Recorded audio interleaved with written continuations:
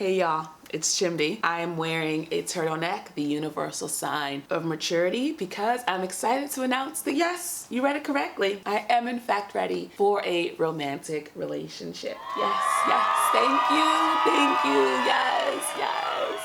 It has been a long time coming. And you may ask, Chimdi, are you saying you haven't been in romantic relationships this entire time? And the answer is no, I have, but I was just fucking around, you know? And for that, all of y'all, I do apologize. And I want to unpack why it is that I am in fact now ready for a romantic relationship. Before we do all that, go ahead and give this video a thumbs up. Subscribe if you haven't already. Go ahead and join me on the Patreon. Over there you'll get exclusive access to new videos, producer credit if you want to help me produce my YouTube videos. All right, let's begin this video. This has been percolating for a while, and I actually got here because I started scripting a video all about feeling safe. When I was younger, I would really get involved with whoever was around, you know? If I'm in a neighborhood, I'm hanging out with kids in the neighborhood. When I go to school, I'm hanging out with the kids at school, and I didn't have any intentionality really around those friendships, you know? It really was just like, who's nice to me? Who do we like have a good time with, laugh with, whatever else? And that is pretty much who the friend group is gonna be. And it was only once I was like a young adult properly, you know, out in the world, and it wasn't as easy as just looking to my left or to my right and making a friend, that I started being way more intentional about it. And that's when I started getting friends who were much more aligned with my interests and what I like to do, and the art and creativity and spirituality and social justice and all these different things. That's when those folks started to come into the mix. And then once I started traveling, I started getting all the friends from like the international community and the folks who also love travel, who love adventure. And then as my YouTube channel has grown, that has led to this influx of new people. And what I realized is that the way my spiritual journey has taken over my life has been pretty total. Like I literally don't even like look at TV and movies the same way anymore. Like when I look at a TV show or a movie, I literally see the exact same plot every single time. It's literally about somebody who is traumatized or gets traumatized. They act out their traumatization affecting themselves and the people around them. They either heal themselves and end the cycle of trauma, or they don't, and the cycle of trauma continues. Though I must say, when I watched Money Heist, when I finished the season, I did think, because I now believe that I have lived many, many lives. And I think we're towards the end of how many times I got to do this thing of being here on earth. I think in one of my many previous lives, if not in many of them, I was definitely money heisting because it looked so fun. Like I was like, honestly, larceny, bad, stealing, wrong, murder, boo. But man, it looked really fun to be Robin. Just being a straight criminal. And I was just like, wow, I've definitely gotten this out of my system because I can see its appeal and I'm not interested personally in robbing a bank, but I can tell that an earlier version of me was like, maybe let's do it. Like maybe let's like rob this bank, right? And let's like get our friends together and like it could be real fun. Like I know there's a part of me that was like, let's just see if it's as fun as it looks. But yeah, essentially like that has completely changed in my spiritual journey. When I think about the folks in my life and who I attracted over time, I always attracted where I was at in my journey. When I was much younger, I was super invested in like my career. I'm gonna change the world through my like physical activities in the world. The change can be made out there and not in here. I don't have to worry about in here. We don't need to worry about this. I'll make my change over there somewhere, you know? Really being deeply taken by this lack mindset that I didn't have enough, that I wasn't enough. And then just like attracting people who, you know, similarly had that or like fed into that belief. And it wasn't until truly, I think within the year that I started really kind of taking responsibility for my own life. It's very easy to not do that. And I think even as I started my healing journey, there was a part of me that was like, because the healing is so uncomfortable, I actually think I would rather suffer. And that's something I've heard recently study around, like, it's not comfortable in the sense of like, it feels good, but it's comfortable in that it's known, you know? And when you get used to something and it's all you know, there's like a weird kind of security in that. And so I think as I was like in the very beginning, like, dang, you want me to like be vulnerable and talk about my feelings and live into my truth and all this kind of stuff. I was just like, oh, maybe we just don't do that though. I'm finally, I feel like I keep saying this, but for real, I think I'm finally at the point where I'm like, oh no, like it's genuinely better. Like genuinely love is better than fear. It really is. Like it's worth it to let go of all that fear, because the feeling of being in love and seeing love everywhere you look, even though I'm only getting a taste of it now, but it's more than I used to get, that is already so much better that I'm like, oh yeah, this journey is worth it. And as a result, like, I'm not attracted to, that kind of magnetized energy. I'm not attracted to certain people from my past. And for me, judging was a really key thing I used to do when I was younger, like a lot of self-judgment. And that of course led to judgment on other people, because I was just projecting the judgment I had on myself. One key part of my journey has been accepting that people are on their own journey, and that is okay. And that it's actually not your role to tell other people, what you should do is X, Y, or Z. And have you heard about this book and that resource? And have you tried breath work? And have you tried this and that? And you can share it as a part of your journey. Like, hey, this is something that I'm doing that it's been really, really cool. And here's how it's blessed me. And you can just be excited to share it because you have that love in your spirit. And it can stop there. Because I know for me, when I was earlier on in my journey, people tried to tell me things. I was not interested. I remember once sitting with an ex, and I was snotty, and I had this really bad cold. And he was basically saying to me, when you believe in illness, you create it for yourself. And I'm dripping snot, and I'm like, are you telling me that this isn't real? That this isn't existing right now? This is in my head, Because I just was not ready for that idea that truly my life is my responsibility. And that's truly one of the reasons why I'm like, y'all, I was wasting time. But I don't really believe in wasting time. I really do think all of our experiences are for our own growth and for our own healing. And I think that's also why, as I am no longer vibrating with certain people, I'm like, I think it's okay to let those people go, because you're at a different stage of your healing, which means certain people are you're not gonna have that same magnetism.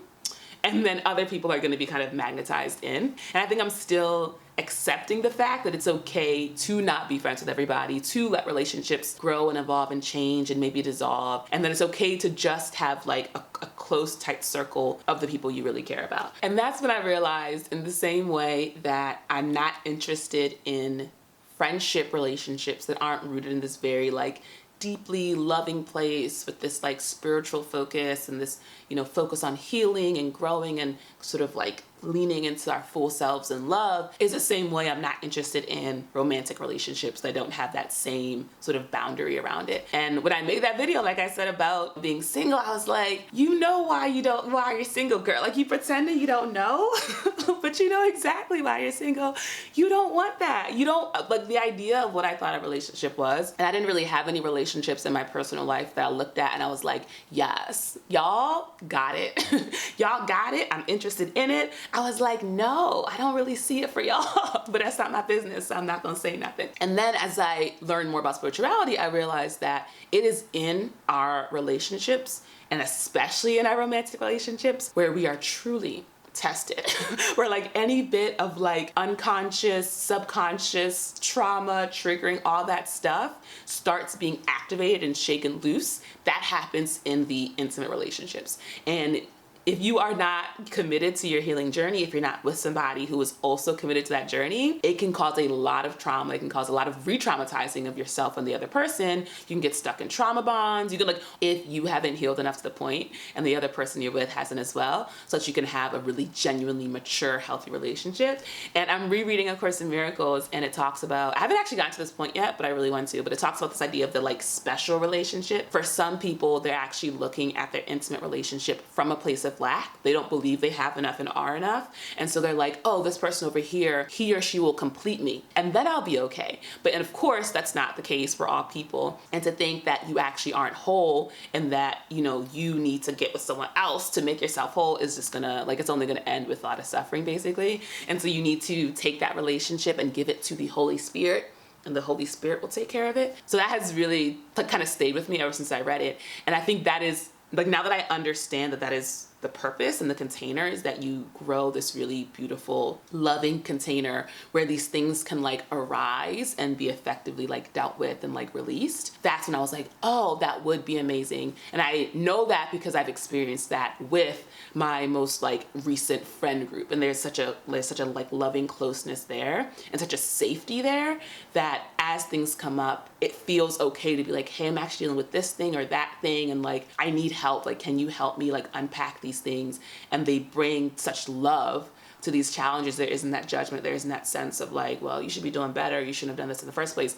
There's that feeling of like, oh yeah, of course, like I'm here to help you be the best version of you, and vice versa, because we are committed. Like we know that's what we're here to do. And I was like, it would be amazing to do that within the context of a romantic relationship, you know, to do all of that healing. And we fucking, like, that's all we can ask for in life, truly, right? So I'm really excited because now I understand that kind of beauty and love can exist within a romantic relationship, and that is like the point. I'm definitely closer than I've ever been. You know, I think the fact that it is not right now manifested in my reality means, like I said, that, you know, reality is taking its time catching up. And I think realistically, anything else, any old vestiges that actually aren't resolved will continue to arise for me. And I'm at the point now where I see the challenges as actually like opportunities and blessings. And like, if God wanted me to just stay exactly where I was at, then he wouldn't give me anything to challenge me or to help me grow. One of the best things I've learned from A Course in Miracles is that God's plan is my plan and vice versa. Like we're on the same side.